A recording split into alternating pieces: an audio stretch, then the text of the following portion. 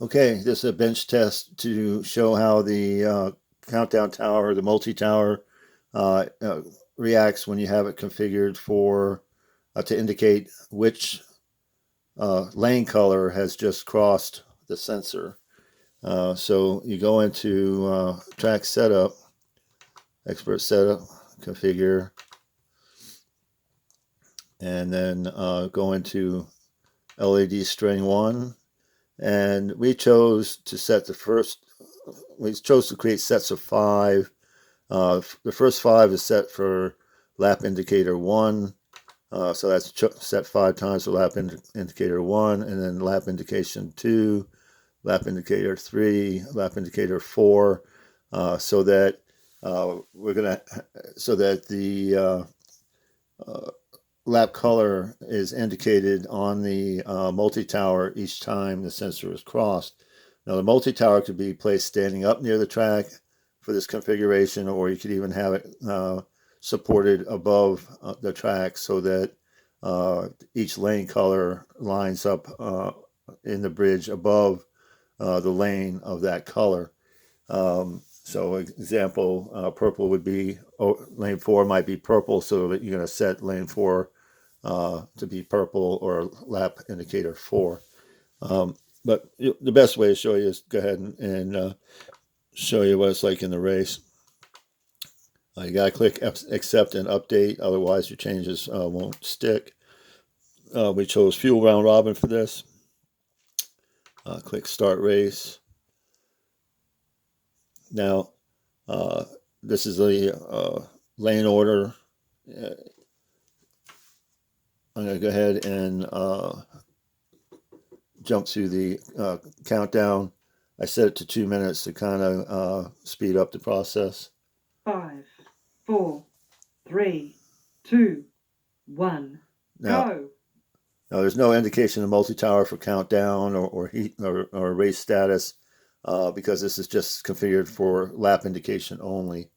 But there are different combinations you could try, experiment, see which ones you like. Or you might not like some, you might like others. But the point is to have fun with it and try different things.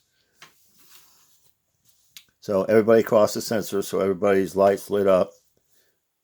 New race leader. The heat. Purple crossed first.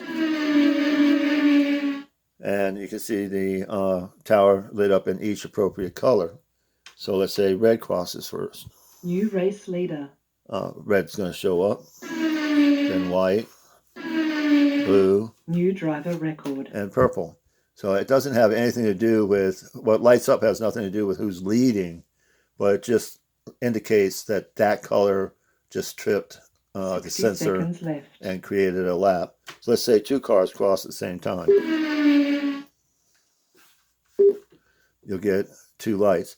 Now, we just saw an anomaly, and that can happen when the LED power is set down too low.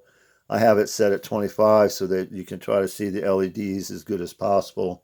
But having a higher setting should diminish or get rid of any kind of anomalies. As you can see, the anomaly went away and is now working correctly. But several cars can pass at the same time. New driver record. It'll indicate which lane just triggered a lap. So it's a nice indicator for anybody who's watching the race. They don't have to know what cars and what color lane. They just know that lane red tripped a lap, blue tripped a lap, white or purple all tripped their laps. So it's a confirmation and an indicator that a lap was triggered. So it's a nice little feature. Again, you can orchestrate the LEDs how you want. In this particular configuration, you could have the tower standing or laying next to the track, or even spanning the track on using its own supports, or supports that we create for it, or ones that you create for it. Again, there are 2 different lenses that can be used, a clear lens and a frosted lens, or you can run it without any lens at all, which would be just the LEDs. I like the clear lens. It tends to fragment the light a little bit, and makes it look more like a bar rather than just a round dot.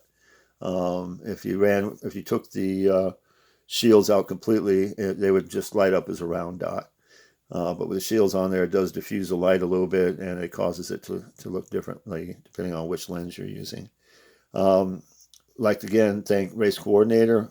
Dave from the developer Race Coordinator has done a fantastic job of complementing his race software with many different features. It's just jam-packed full of options and things that you can do that are forms of entertainment in themselves.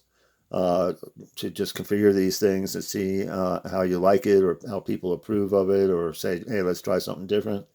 But it's basically there to support what the software can do.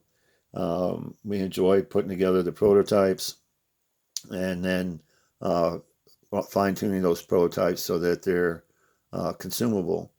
And we make a very nice looking tower that again can be stood, laid down, or suspended across the track. And but most of all, we want to thank Race Coordinator for building the premier race software that is out there for people to use. There's just no other race software that can do as much, that's as reliable, that's as accurate, that has built-in options, and you're able to save race results and print them out and share them digitally, online, or through emails, or just file sharing. But nonetheless, please tell your friends about us. Both sites depend on word of mouth very much, so it's very important to us that people chat us up. So again, come back and look for any other LED, any other videos that we do for the addressable LEDs. But we put together a number of now that should give everybody a general idea of what it does.